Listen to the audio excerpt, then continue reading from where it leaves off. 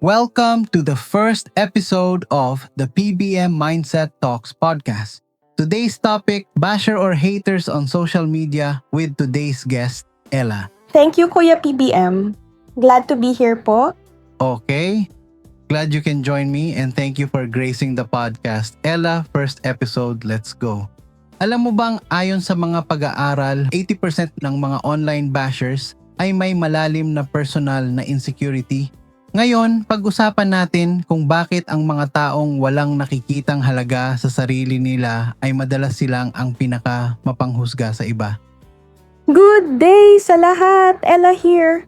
Kaloka Kuya PBM Nakaka-intriga yan Parang ang lalim ng psychological aspect ng ganitong behavior pattern. Tama ka dyan. At alam mo bang mas interesting pa?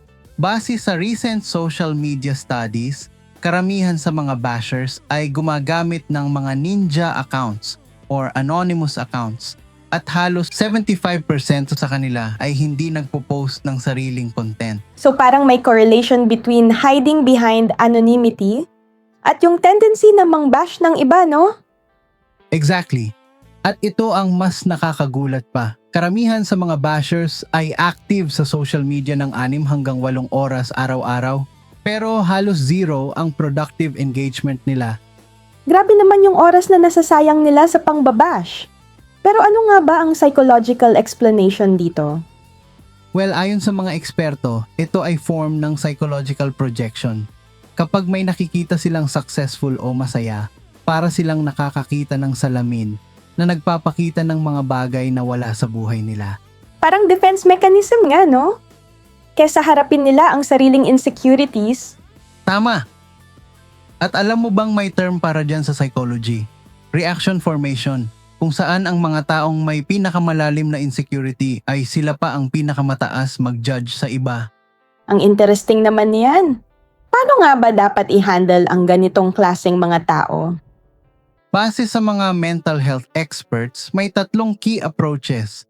Una, recognize na ang problema ay nasa basher, hindi sa'yo. Pangalawa, maintain emotional distance.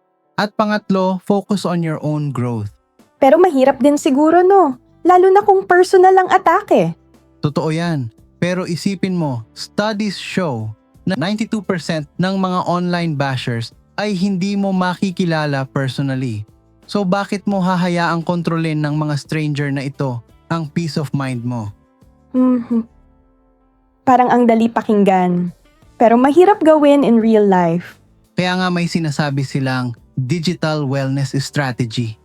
Para sa bawat negative comment na makikita mo, dapat may 3 positive actions kang gagawin para i-balance ang mental health mo.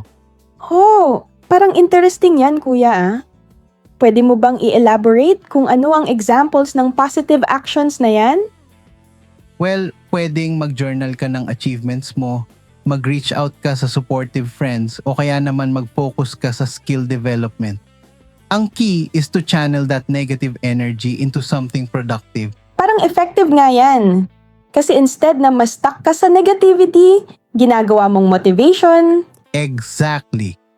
At alam mo bang according sa research, ang mga taong successful sa pag-handle ng bashers ay yung mga may strong sense of self-worth.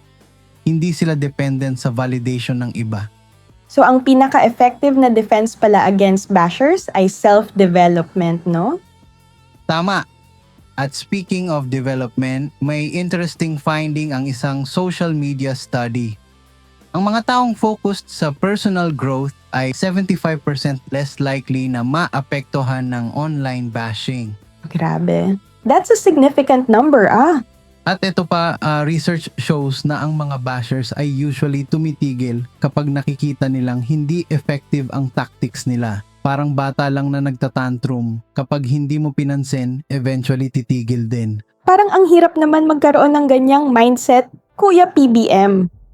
Kaya nga importante na may support system ka. Studies show na ang mga taong may strong support network ay 3 beses na mas lumalaban sa online harassment kumpara sa mga wala.